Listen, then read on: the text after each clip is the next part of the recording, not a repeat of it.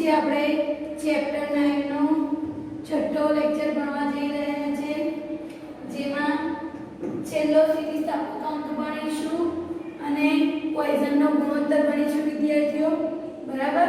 ચાલો આપણે જાણીએ છીએ તે પ્રમાણે સ્થિતિસ્થાપક અંકો 3 હતા. બરાબર. સ્થિતિસ્થાપક અંકો 3 હતા: યંગ મોડ્યુલસ, બલ્ક મોડ્યુલસ અને modulus of rigidity. Young modulus, કદ સ્થિતિસ્થાપકતા અંક અને આકાર સ્થિતિસ્થાપકતા અંક. એમાંથી આપણે બે ભણી ગયા છે. યંગ મોડ્યુલસ ભણી ગયા. યંગ મોડ્યુલસ કેવી રીતે શોધાય તેનો પ્રાયોગિક અભ્યાસ પણ આપણે કરી ગયા. બરાબર. પછી આકાર મોડ્યુલસ ભણી ગયા. હવે આપણે કદ મોડ્યુલસ વિશે અભ્યાસ કરીશું. બરાબર. કદ સ્થિતિસ્થાપકતા અંક અથવા તો બલ્ક મોડ્યુલસ વિશે અભ્યાસ કરીશું વિદ્યાર્થીઓ. બરાબર. જો 3 વિકૃતિ છે, આખા ચેપ્ટરમાં 3 વિકૃતિ છે, 3 પ્રકારના પ્રતિબળ છે અને 3 પ્રકારના સ્થિતિસ્થાપક અંકો છે. આટલું જ છે ચેપ્ટરમાં અને એટલું જ ખાસ આઈએમપી છે. બરાબર. ચલો જોઈએ તો વિદ્યાર્થીઓ, કદ સ્થિતિસ્થાપકતા અંક. પ્રશ્નો કઈ રીતે પૂછાય? કદ સ્થિતિસ્થાપક અંક સમજાવો. બરાબર. તો જોઈએ જવાબમાં શું લખવાનું.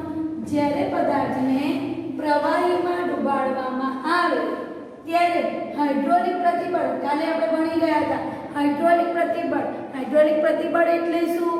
તો કે બહારથી તરલને કારણે પદાર્થ પર લાગતું બળ. તરલ હોય એટલે કે કોઈક લિક્વિડ, કોઈક પ્રવાહીમાં આપણે પદાર્થ મૂકી દઈએ તો એ પ્રવાહી શું કરશે? પદાર્થ પર બળ લગાડશે. એટલે પદાર્થનું શું થશે? સંકોચન થશે. તો પદાર્થનું સંકોચન થશે એટલે પદાર્થનું કદ શું થશે? ઘટશે.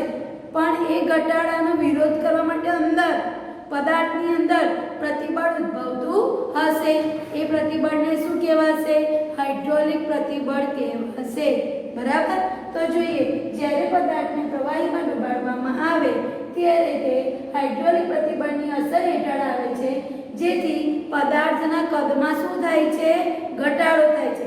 બહારથી બળ લાગે છે એટલે પદાર્થનું કદ શું થાય છે? ઘટે છે. આથી ઉદ્ભવતી વિકૃતિને કદ વિકૃતિ કહે છે. પદાર્થનું કદ ઘટી ગયું એટલે કદમાં વિકૃતિ આવી કહેવાય. બરાબર. તો એને કદ વિકૃતિ કહે છે. પછી હાઇડ્રોલિક પ્રતિબળ અને કદ વિકૃતિના ગુણોત્તરને કદ સ્થિતિસ્થાપક અંક. હાઇડ્રોલિક પ્રતિબળ, કોઈ પણ સ્થિતિસ્થાપક અંક એટલે એ જ હતું. ઉપર હતું પ્રતિબળ અને નીચે હતી વિકૃતિ, પણ અલગ અલગ પ્રતિબળને અલગ અલગ વિકૃતિ. બરાબર. કદ સ્થિતિસ્થાપક અંક જોઈએ તો હાઇડ્રોલિક પ્રતિબળ અને કદ વિકૃતિના ગુણોત્તરને કદ સ્થિતિસ્થાપક અંક અથવા બલ્ક મોડ્યુલસ કહે છે. આકાર સ્થિતિસ્થાપક અંકમાં શું હતું? તો કે આકાર પ્રતિબળ અને આકાર વિકૃતિ. આમાં હાઇડ્રોલિક પ્રતિબળ અને કદ વિકૃતિ ના ગુણોત્તરને બલ્ક મોડ્યુલસ અથવા કદ સ્થિતિસ્થાપક અંક કહે છે. બરાબર. જેને b વડે દર્શાવાય. યંગ મોડ્યુલસને y વડે દર્શાવતા હતા. મોડ્યુલસ ઓફ રિજિડિટીને ઈટા અથવા તો g વડે દર્શાવતા હતા. બરાબર. જ્યારે કદ સ્થિતિસ્થાપક અંકને આપણે b વડે દર્શાવીશું. બરાબર. જોઈએ આગળ. ચાલો, હાઇડ્રોલિક પ્રતિબળ અંદર ઉદ્ભવતું પ્રતિબળ કેટલું હોય? તો બહારથી જેટલું દબાણ લાગતું હોય એટલું જ અંદર પ્રતિબળ હશે. બરાબર. તો હાઇડ્રોલિક પ્રતિબળ એટલે બહારથી લાગતું દબાણ, એટલે મેં લખ્યું છે P. પછી કદ વિકૃતિ. તો કદ વિકૃતિ એટલે આપણે જાણીએ છીએ delta V by V. Delta V by V ને કદ વિકૃતિ કહેવાય. તો બલ્ક મોડ્યુલસનું સૂત્ર આવી ગયું. બલ્ક મોડ્યુલસ B બરાબર -P upon delta V by V. બરાબર. તો તમને બધા મેડમ આ ઋણ નિશાની કેમ આવી? તો ઋણ નિશાની એટલા માટે આવી કે દબાણમાં વધારો થાય તેમ કદમાં શું થાય છે? ઘટાડો થાય છે. જેમ જેમ પ્રેશર વધે, બહારનું પ્રેશર જેમ જેમ વધે એમ એમ પદાર્થનું કદ શું થાય છે? ઘટે છે. બરાબર. કોઈ વસ્તુ પર જેમ પ્રેશર વધશે, જેમ કે આપણે આની વાત કરીએ, આ વસ્તુનું કદ અત્યારે આટલું છે, એની પર જેમ જેમ પ્રેશર વધશે એમ એમ એનું કદ શું થાય છે? ઘટે છે. તો દબાણ વધ્યું તો કદ શું થઈ ગયું? ઘટી ગયું. બરાબર. એટલે ફેરફાર વિરુદ્ધ હોવાથી આગળ શું મૂકેલું છે? માઈનસ મૂકેલ છે. બરાબર. ચાલો, એકમ. એનો એકમ શું થશે? તો જો P એટલે દબાણ છે, તો દબાણનો એકમ થાય ન્યૂટન પર મીટર સ્ક્વેર અથવા પાસ્કલ. બરાબર. તો ન્યૂટન પર મીટર સ્ક્વેર અથવા પાસ્કલ. નીચે તો ડેલ્ટા V બાય V વિકૃતિ છે. હવે કોઈ પણ વિકૃતિ એ પરિમાણ રહિત અને એકમ રહિત છે. જો ડેલ્ટા વી ધારો કે કદમાં તો પેપર આપણે મીટર ક્યુબમાં માપીએ, મીટર ક્યુબમાં, તો નીચે પણ કદ છે એટલે મીટર ક્યુબ આવશે, તો મીટર ક્યુબ ઉડી જશે એટલે ત્રુટિ નહીં આવે, બરાબર. તો બલ્ક મોડ્યુલસ બરાબર P થઈ જશે, અને P એટલે દબાણ, તો જે દબાણનો એકમ છે એ જ બલ્ક મોડ્યુલસનો એકમ થશે. તો દબાણનો એકમ છે ન્યૂટન પર મીટર સ્ક્વેર, એટલે બલ્ક મોડ્યુલસનો એકમ પણ થયો ન્યૂટન પર મીટર સ્ક્વેર, અથવા પાસ્કલ. પારિમાણિક સૂત્ર, દબાણનું પારિમાણિક સૂત્ર છે જ m1 l-1 અને t-2. ત્રણ સ્થિતિસ્થાપક અંકોના પારિમાણિક સૂત્ર અને એકમ સમાન જ છે, તમે ચેક કરી શકો છો, બરાબર વિદ્યાર્થીઓ. તો અહીંયા કદ સ્થિતિસ્થાપક અંક પૂરો થયો. ફરીથી એકવાર આપણે જોઈ લઈએ. જ્યારે પદાર્થને પ્રવાહીમાં ડુબાડવામાં આવે છે ત્યારે તે હાઇડ્રોલિક પ્રતિબળની અસર હેઠળ આવે છે, અને તેના કારણે તેના કદમાં શું થાય છે? ઘટાડો થાય છે. કદમાં ઘટાડો થાય છે. કદમાં ઘટાડો થાય એટલે કદ વિકૃતિ ઉદ્ભવી તેવું કહેવાશે, બરાબર. તો હાઇડ્રોલિક પ્રતિબળ અને કદ વિકૃતિના ગુણોત્તરને બલ્ક મોડ્યુલસ અથવા તો કદ સ્થિતિસ્થાપક અંક કહે છે. તેને P વડે દર્શાવાય. તો બલ્ક મોડ્યુલસ એટલે શું? તો ઉપર આવશે હાઇડ્રોલિક પ્રતિબળ. તો હાઇડ્રોલિક પ્રતિબળ પદાર્થની અંદર ઉદ્ભવતું પ્રતિબળ કેટલું હોય? તો કે બહારથી જેટલું પ્રેશર આવે એટલું, બરાબર. તો ઉપર લખીશું P અને નીચે વિકૃતિ, કદ વિકૃતિ કયું છે? કદ વિકૃતિ. તો કદ વિકૃતિ એટલે ડેલ્ટા V બાય V, એટલે અહીંયા આવશે ડેલ્ટા V બાય V, બરાબર. હવે દબાણ વધારીએ છે, પદાર્થ પર આપણે દબાણ વધારીએ તેનું કદ શું થાય છે? ઘટે છે. દબાણ વધે છે, કદ ઘટે છે, એટલે બે વિરુદ્ધ છે, એટલે આગળ શું મૂકવું પડે? માઈનસ મૂકવું પડે. એકમ વિશે વિચારીએ તો આ નીચે તો વિકૃતિ છે, વિકૃતિ તો એકમ રહિત છે, તો B બરાબર -P, અને P એટલે દબાણ, દબાણનું એકમ ન્યૂટન પર મીટર સ્ક્વેર અથવા પાસ્કલ. પારિમાણિક સૂત્ર જે દબાણનું છે જ, અથવા આની પરથી બની શકે આ m1 l-1 t-2, બરાબર. તો વિદ્યાર્થીઓ અહીંયા કદ સ્થિતિસ્થાપક અંક પૂરું થયું. હવે આપણે એક નાનો ટોપિક જોઈએ, દબનીયતા. 1 માર્ક્સ MCQ અથવા 1 માર્ક્સનો પ્રશ્ન પૂછાઈ શકે કે દબનીયતા એટલે શું, તેનો એકમ અને પારિમાણિક સૂત્ર જણાવો, બરાબર. તો જોઈએ વિદ્યાર્થીઓ, બલ્ક મોડ્યુલસના વ્યસ્તને દબનીયતા કહે છે. બલ્ક મોડ્યુલસના વ્યસ્તને, બલ્ક મોડ્યુલસ એટલે આનો વ્યસ્ત કરીએ તો એને શું કહેવાશે? દબનીયતા કહેવાશે. તો કે દબનીયતાને k વડે દર્શાવાય, સ્મોલ k. તો સ્મોલ k બરાબર 1/b, બરાબર. બલ્ક મોડ્યુલસના વ્યસ્તને દબનીયતા કહે છે. ચાલો જોઈએ, અહીંયા આગળ b ની કિંમત મૂકીએ તો b ઊંધો થઈ જશે ને, b આવું હતું, p upon delta v by v, તો છેદ ઉપર જતો રહેશે, અંશ નીચે આવી જશે, તો delta v by v ઉપર અને p નીચે આવી ગયો, બરાબર. ચાલો એનો એકમ વિચારીએ તો એનો એકમ આનાથી ઊંધો થઈ જશે, કેમ કે બલ્ક મોડ્યુલસનો વ્યસ્ત છે એટલે દબનીયતા. તો આનાથી ઊંધો એકમ તો ન્યૂટન પર મીટર સ્ક્વેર છે, તો મીટર સ્ક્વેર અપન ન્યૂટન. અહીંયા પાસ્કલ છે તો પેલું પાસ્કલ ઇન્વર્સ થઈ જશે, 1 upon પાસ્કલ એટલે પાસ્કલ ઇન્વર્સ. પારિમાણિક સૂત્ર જ્યાં પ્લસ હોય ત્યાં માઈનસ થઈ જાય, માઈનસ હોય ત્યાં પ્લસ થઈ જશે. m1 છે તો m-1, l-1 છે તો l1, t-2 છે તો t2, બરાબર. તો બલ્ક મોડ્યુલસના વ્યસ્તને દબનીયતા કહે છે, બરાબર. ચાલો હજુ આગળ થિયરીમાં કન્ટિન્યુ કરીએ વિદ્યાર્થીઓ. એક બે લીટી તમારી બુકમાં સારી આપેલી છે, તમે બુકમાં લીટી કરી શકો છો. થિયરીમાં મેં લખી નથી, પણ એ લીટીમાંથી 2-3 MCQ પૂછાઈ શકે છે.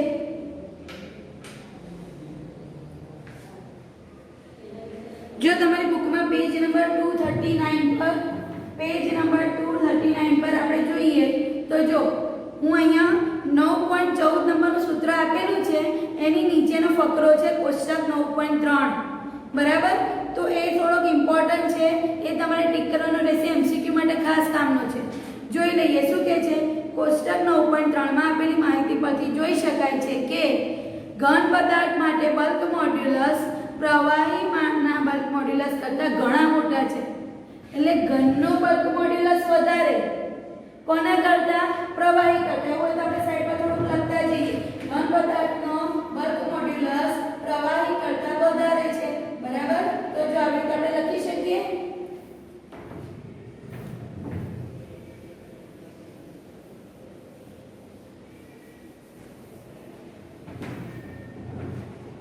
ઘનનો બલ્ક મોડ્યુલસ પ્રવાહી કરતાં વધારે છે. કોના કરતા? પ્રવાહી કરતા, બરાબર. પછી આગળ શું કહે છે? અને પ્રવાહીના બલ્ક મોડ્યુલસ વાયુના બલ્ક મોડ્યુલસ કરતા ઘણા મોટા હોય છે, બરાબર. એટલે અહીંયા આગળ જોઈએ તો પ્રવાહી કરતા બલ્ક મોડ્યુલસ વધારે છે, વાયુ કરતા પ્રવાહીનો બલ્ક મોડ્યુલસ વધારે છે અને પ્રવાહી કરતા ઘનનો બલ્ક મોડ્યુલસ વધારે છે, બરાબર. તો આપણે દબનીયતા જોઈએ તો દબનીયતાનો ક્રમ તો ઊંધો થશે, k = 1/b, એટલે આખો રેશિયો ચેન્જ થઈ જશે. તો આમ થઈ જશે, જો k ઘન, k પ્રવાહી અને k વાયુ, આવું થઈ જશે. ઊંધું છે કેમ કે બલ્ક મોડ્યુલસ અને k એકબીજાના વ્યસ્ત છે. તો આમાં બલ્ક મોડ્યુલસ વાયુનો ઓછો હતો, તેની દબનીયતા સૌથી વધુ થઈ ગઈ. એનો મતલબ આપણે જાણીએ છીએ કે વાયુ સૌથી વધારે દબાય છે. તમારે એક પાત્રમાં વાયુ ભરવો છે, તેને દબાઈને તમે ભરી શકો છો. પેલું સિલિન્ડર આવે છે આપણા ઘરમાં, ગેસનું સિલિન્ડર, તો એમાં વાયુ 22.22 લીટર જેટલો વાયુ દબાઈને ભરેલો હોય છે, એટલામાં જ, બરાબર. જ્યારે એટલા જ પાત્રમાં એટલું પાણી સમાઈ શકે નહીં. એટલે અહીંયા આપણે જોઈ શકીએ છીએ કે વાયુને સૌથી વધારે દબાવી શકાય.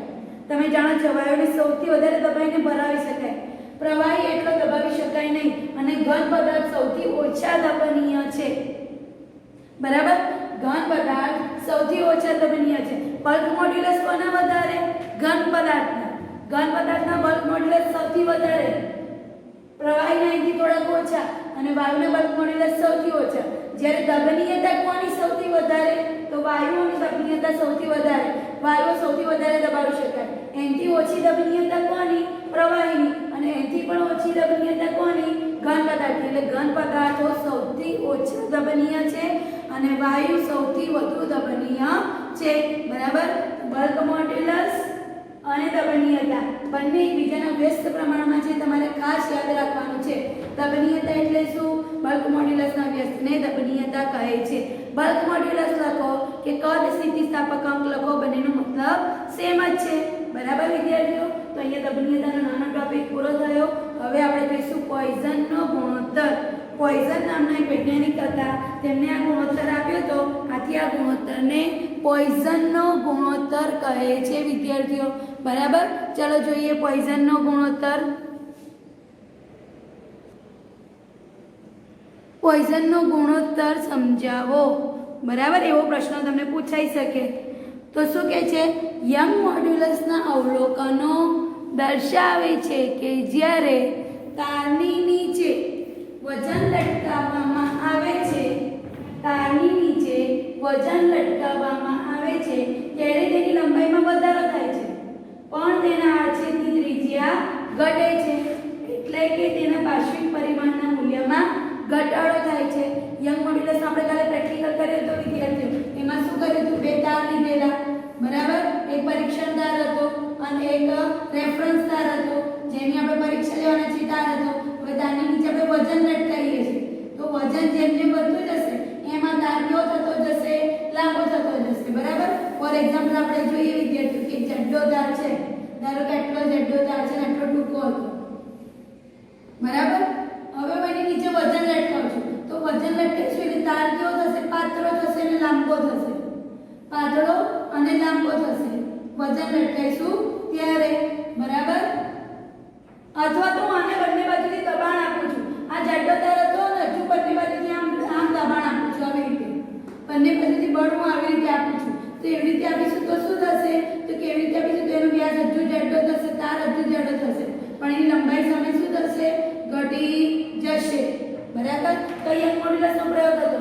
યંગ મોડ્યુલસના પ્રયોગમાં તારની લંબાઈમાં વધારો થતો હતો. તો તારની લંબાઈમાં વધારો કેવી રીતે થયેલો? કે હવે એનો વ્યાસ ઘટી ગયેલો. જો આ ઓરિજિનલ તાર છે, એનો વ્યાસ આટલો હતો, હવે તારની લંબાઈ વધી, તો તારની લંબાઈ વધી તો સામેનો વ્યાસ શું થઈ ગયો? ઘટી ગયો. તે વ્યાસમાં વધારો ઘટાડો થાય છે ને, એને કહેવાય પાર્શ્વિક પરિમાણ. શું કહેવાશે? પાર્શ્વિક પરિમાણ. લંબાઈમાં વધારો થયો તો પાર્શ્વિક પરિમાણમાં શું થયો? ઘટાડો થયો. અથવા એનાથી વિરુદ્ધ લખીએ, એનાથી વિરુદ્ધમાં શું કહે છે? કે જ્યારે તારને દાબીએ બળ લગાડીએ, બંને બાજુથી દબાઈએ, જ્યારે તારને દાબીએ બળ લગાડીએ એટલે કે લંબાઈ ઘટે, અને લંબાઈ ઘટે એટલે વ્યાસ શું થાય છે? વધે છે. અહીંયા આગળ આપણે જોઈએ આ બંને બાજુથી આમ દબાવું છું, દાબીએ બળ લગાડું છું, તો દાબીએ બળ લગાડશે એટલે એની લંબાઈ ઘટી ગઈ પણ એનો વ્યાસ શું થઈ ગયો? વધી ગયો. તો વ્યાસ વધે એટલે કોણ વધ્યું કહેવાય? પાર્શ્વિક પરિમાણો વધ્યા કહેવાય. બરાબર? અને આમાં પાર્શ્વિક પરિમાણો શું થયા કહેવાય? ઘટ્યા કહેવાય. બરાબર? તો સાયમન પોઈઝન નામના વૈજ્ઞાનિકે શોધી કાઢ્યું કે પાર્શ્વિક વિકૃતિ અને સંગત પાર્શ્વિક વિકૃતિ એ સંગત વિકૃતિના સમપ્રમાણમાં હોય છે. પાર્શ્વિક વિકૃતિ એટલે વ્યાસમાં થતો ફેરફાર. બરાબર? પાર્શ્વિક વિકૃતિ વ્યાસને આપણે d વડે દર્શાવીએ, ડાયામીટર. તો એમાં થતો ફેરફાર ડેલ્ટા d અપન મુખ્ય વ્યાસ d. બરાબર? તો આને કહેવાશે પાર્શ્વિક વિકૃતિ. તો પાર્શ્વિક વિકૃતિ એ લંબાઈમાં થતો ફેરફાર, એને આપણે પહેલા જ ભણી ગયેલા સંગત વિકૃતિ કહેવાય. સંગતની અંદર બે ભાગ હતા, તણાવ વિકૃતિ અને દાબીય વિકૃતિ. તો અહીંયા બે આવે છે, આમાં તણાવ વિકૃતિ આવી કહેવાય અને આમાં કઈ વિકૃતિ આવી કહેવાય? દાબીય વિકૃતિ આવી કહેવાય. તો પાર્શ્વિક વિકૃતિમાં થતો ફેરફાર, વ્યાસમાં થતો ફેરફાર કોની પર આધાર રાખે? તો કે લંબાઈમાં થતા ફેરફાર પર આધાર રાખે. એટલે પાર્શ્વિક વિકૃતિ એ સંગત વિકૃતિના સમપ્રમાણમાં હોય છે. બરાબર? તો મેથેમેટિકલી આપણે લખીએ તો લખાય પાર્શ્વિક વિકૃતિ ચલે છે સંગત વિકૃતિ. બરાબર? હવે આપણે જાણીએ છીએ ચલે છે નિશાની દૂર કરીને અચળાંક મૂકવો પડે. તો અહીંયા પાર્શ્વિક વિકૃતિ એમનો એમ ચલે છે નિશાની કાઢીને બરાબર કરીને અચળાંક મૂક્યો મ્યુ અને ગુણ્યા પેલી સંગત વિકૃતિ હતી એમની એમ. તો હવે આપણે અચળાંકને સૂત્રનો કરતા બનાવીએ. અચળાંકને સૂત્રનો કરતા બનાવીએ તો મ્યુ બરાબર પાર્શ્વિક વિકૃતિ અપન સંગત વિકૃતિ. બરાબર? જ્યાં મ્યુ શું છે? તો કે પોઈઝનનો ગુણોત્તર છે. પોઈઝનનો ગુણોત્તર છે, એનો એક અચળાંક છે. બરાબર? હવે જો મુખ્ય વ્યાસ d લેવામાં આવે અને વ્યાસમાં થતો ફેરફાર ડેલ્ટા d હોય તથા મુખ્ય લંબાઈ l હોય અને લંબાઈમાં થતો ફેરફાર ડેલ્ટા l હોય તો મ્યુ બરાબર શું થશે? તો કે ઉપર પાર્શ્વિક વિકૃતિ લખવાની અને નીચે સંગત વિકૃતિ લખવાની. પાર્શ્વિક વિકૃતિ એટલે વ્યાસમાં ફેરફાર વાળી વિકૃતિ. તો વ્યાસમાં ફેરફાર વાળી વિકૃતિ એટલે ડેલ્ટા d/d અને સંગત વિકૃતિ એટલે લંબાઈમાં થતા ફેરફાર વાળી વિકૃતિ. તો ડેલ્ટા d/d અપન ડેલ્ટા l/l. બરાબર? જેને પોઈઝનનો ગુણોત્તર કહે છે. તે કેવો છે? તો જો આ પણ એક પ્રકારની વિકૃતિ છે, આ પણ એક પ્રકારની વિકૃતિ છે. ધારો કે વ્યાસમાં થતો ફેરફાર સેન્ટીમીટરમાં હોય તો મેઇન વ્યાસ પણ સેન્ટીમીટરમાં હશે. ધારો કે મુખ્ય લંબાઈ તમે મીટરમાં લીધી છે, તેનો ફેરફાર પણ મીટરમાં માપવો પડે. મુખ્ય લંબાઈ પણ મીટરમાં, તો મીટર ઉડી ગયા, સેન્ટીમીટર ઉડી ગયા, કોઈ એકમ બચ્યો નહીં. બરાબર? તો બે વિકૃતિઓનો ગુણોત્તર છે. બે વિકૃતિઓનો ગુણોત્તર હોવાથી આ રાશિ કેવી છે? એકમ રહિત છે અને પરિમાણ રહિત છે. એકમ જ ના હોય તેનું પારિમાણિક સૂત્ર બને નહીં. બરાબર વિદ્યાર્થીઓ? તો અહીંયા પોઈઝનનો ગુણોત્તર પૂરો થયો. ફરીથી એકવાર જોઈ લઈએ પોઈઝનનો ગુણોત્તર. પોઈઝનનો ગુણોત્તર શું કહે છે? યંગ મોડ્યુલસના પ્રયોગમાં જ્યારે તારની નીચે વજન લટકાવવામાં આવે છે ત્યારે તારની લંબાઈમાં વધારો થાય છે પણ સામે તેના વ્યાસમાં શું થાય છે? ઘટાડો થાય છે. વ્યાસ આટલો હતો તો ઘટીને વ્યાસ આટલો થઈ ગયો, તો વ્યાસમાં ઘટાડો થયો. તો વ્યાસમાં થતા ઘટાડાને શું કહેવાય? પાર્શ્વિક ગુણોત્તર ઘટ્યા, પાર્શ્વિક પરિમાણો ઘટ્યા કહેવાય. બરાબર? અથવા એનાથી વિરુદ્ધ જ્યારે તાર પર દાબીય બળ લગાવવામાં આવે, દબાઈ આપણે બંને બાજુથી દાબીય બળ લગાવવામાં આવે એટલે તેના વ્યાસમાં શું થાય છે? વધારો થાય છે પણ એની લંબાઈમાં શું થાય છે? ઘટાડો થાય છે. અને વ્યાસમાં વધારો થયો એટલે પાર્શ્વિક પરિમાણો વધ્યા. પાર્શ્વિક પરિમાણો વધ્યા પણ સામે લંબાઈમાં શું થઈ ગયું? ઘટાડો થઈ ગયો. બરાબર? આથી પોઈઝન નામના વૈજ્ઞાનિકે શોધી કાઢ્યું. શું શોધ્યું? કે પાર્શ્વિક વિકૃતિ એ સંગત વિકૃતિના સમપ્રમાણમાં હોય છે. જેટલો વ્યાસ ઘટે એટલી લંબાઈ વધે અથવા જેટલી લંબાઈ ઘટે એટલો વ્યાસ વધે. બરાબર? તો પાર્શ્વિક વિકૃતિ એ સંગત વિકૃતિના સમપ્રમાણમાં હોય છે. ચલો સમપ્રમાણતાની નિશાની મૂકીએ તો પાર્શ્વિક વિકૃતિ ચલે છે સંગત વિકૃતિ ચલે છે નિશાની કાઢીને અચળાંક મૂક્યો મ્યુ. મ્યુને સૂત્રનો કરતા બનાવ્યો તો પાર્શ્વિક વિકૃતિ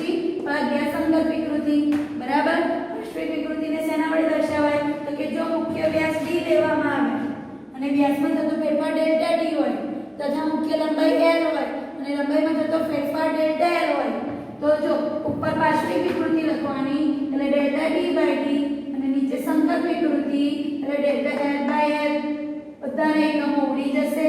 આ રીતે એકમ રહી છે અને પરિમાણ રહી છે. એક માર્ક્સના એમસીક્યુમાં પૂછી શકાય કે પોઈઝનના ગુણોત્તરનો એકમ અથવા એનું પારિમાણિક સૂત્ર તો એકમ રહિત અને પરિમાણ રહિત છે વિદ્યાર્થીઓ. બરાબર. તો અહીંયા આગળ 3 ઇમ્પોર્ટન્ટ થિયરી પૂરી થઈ. હજુ એક થિયરી આપણે જોઈ લઈએ.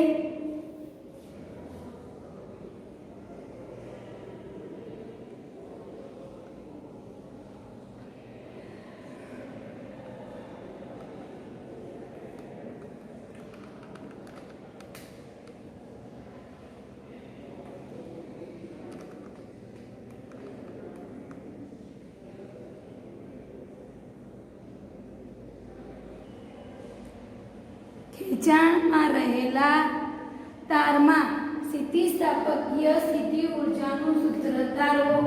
આ ચેપ્ટરની મોસ્ટ એમ્પી થિયરી કહેવાય વિદ્યાર્થીઓ. ચેપ્ટરની મેથેમેટિકલ સ્ટેપ વાળી સૌથી લાંબી થિયરી હોય તો આ એકલી જ. બરાબર. તો આપણે એને એમપી સમજી શકીએ 3 માર્ક્સ માટે.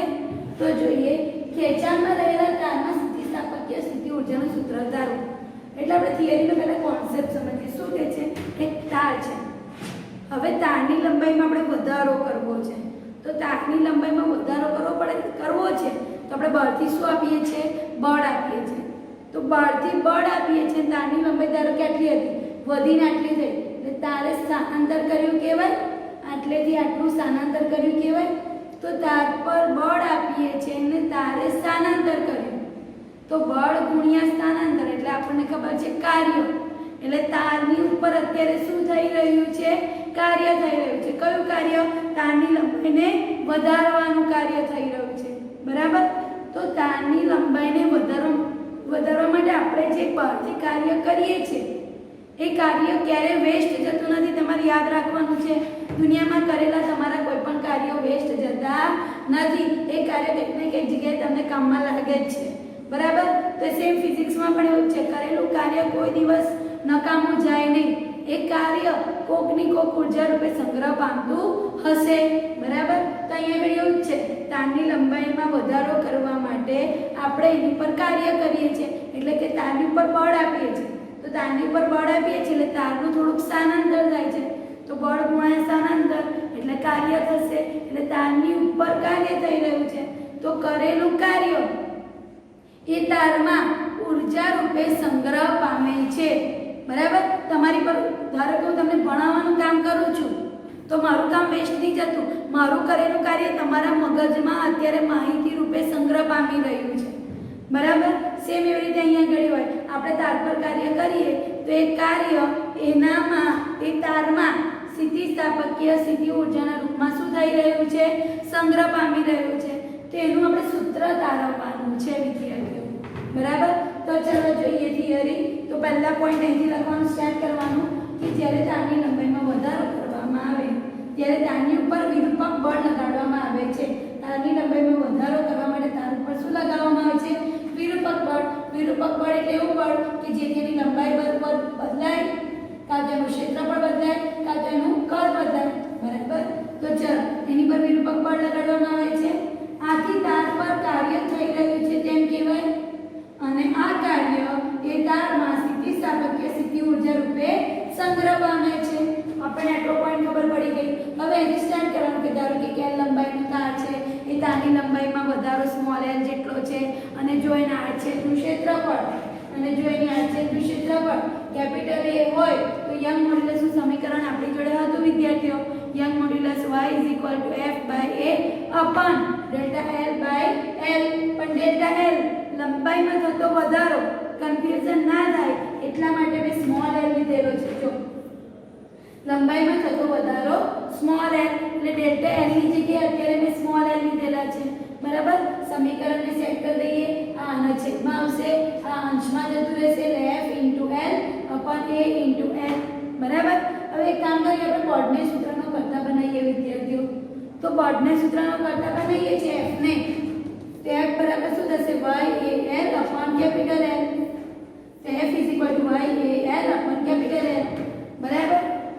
જો લંબાઈમાં આ તો લંબાઈમાં વધારો થતો ઘણો મોટો છે, લંબાઈમાં વધારો ઘણો મોટો પણ સૂક્ષ્મ વધારો થતો હોય, સૂક્ષ્મ વધારો એટલે dl જેટલો, આટલેથી આટલો જ વધ્યો, આટલેથી આટલો જ વધ્યો તો dl જેટલો વધારો થતો હોય, તો dl જેટલો વધારો થતો હોય તો કરવું પડતું કાર્ય, તો કાર્યનું આપણી જોડે સૂત્ર હતું બળ ગુણ્યા સ્થાનાંતર, બરાબર.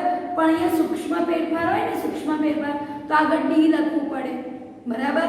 તો સૂક્ષ્મ કાર્ય થાય છે dw, પણ બળ તો વધારે લાગે છે ને એટલે બળમાં d લખાય નહીં, બળમાં f એમનો એમ, લંબાઈમાં તો વધારો સૂક્ષ્મ છે l થી dl થાય આટલો જ વધારો, તો અહીંયા આગળ હું લખીશ dl, બરાબર. હવે સમીકરણ 1 માંથી બળની કિંમત મૂકીએ, આ dw એમને એમ, બળ f બરાબર શું થશે y a l upon l, આ કિંમત મેં બળની જગ્યાએ મૂકી દીધી અહીંયા, પેલો dl એમનો એમ, બરાબર.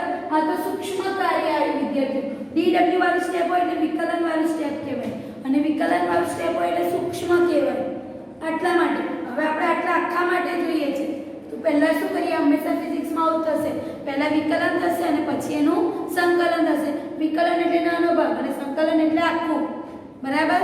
તો આ વિકલન વાળા સ્ટેપની બંને બાજુ આપણે સંકલન મૂકી દઈએ તો અહીંયા પણ સંકલન આવશે અને અહીંયા પણ સંકલન આવશે, તો જો બંને બાજુ સંકલન મૂક્યું, હવે સંકલન કઈથી કઈ સુધી, તો કે 0 થી w સુધી કુલ કાર્ય થાય છે, પહેલા 0 કાર્ય હતું, જો 0 પછી કાર્ય થયું આટલે સુધી, તો w જેટલું છેલ્લું કાર્ય ગણીએ તો 0 થી w સુધી, લંબાઈમાં તો અહીંયા જો આ વિકલન વાળું સ્ટેપ છે, જે વિકલન વાળું સ્ટેપ હોય એનું જ સંકલન થાય, અહીંયા લંબાઈ વાળું વિકલન સ્ટેપ છે તેનું જ સંકલન કરીશું, કઈથી કઈ સુધી, તો કે લંબાઈનો ફેરફાર 0 થી લઈને l સુધીનો લઈએ, હમણાં આપણે જોયું ને લંબાઈમાં થતો વધારો l સુધી લીધો છે, એટલે 0 થી લઈને l સુધીની લંબાઈમાં થતો વધારો લીધો છે, બરાબર. તો 0 થી l dw એટલે આ વિકલન અને આ સંકલન એકબીજાની વિરુદ્ધ છે, વિકલન એટલે કોઈ મોટી વસ્તુના નાના નાના ટુકડા અને સંકલન એટલે નાના નાના ટુકડાને જોડીને મોટી વસ્તુ બનાવો એ સંકલન,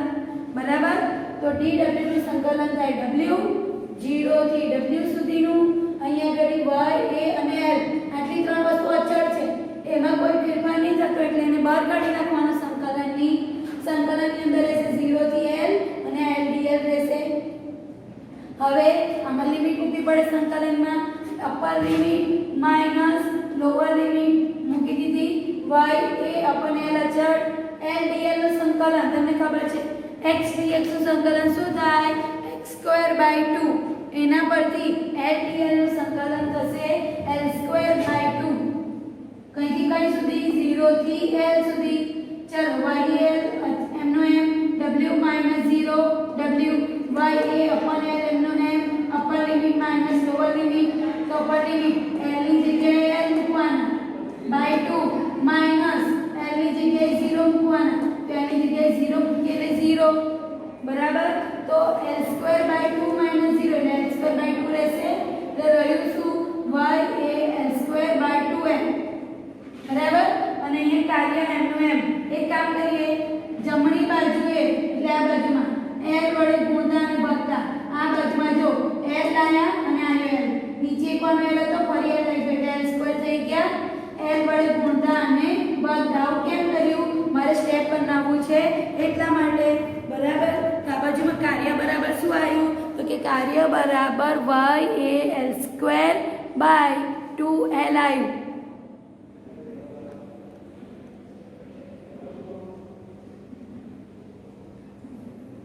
હવે જો l² અને સ્મોલ l² અને કેપિટલ l² ને એક જ બ્રેકેટમાં લખીએ, આ બંને l² એક જ બ્રેકેટમાં લખીએ, આ a અને l ને ભેગા કરી દઈએ, પેલો y એમનો એમ 2 એમનો એમ, તો જો y એમનો એમ 2 એમનો એમ, a અને આ l ને ભેગા કર્યા, તો a અને l ને ભેગા કર્યા, આ l² અને l² ને ભેગા કર્યા, બંનેને એક જ બ્રેકેટમાં લખી દીધા, બરાબર.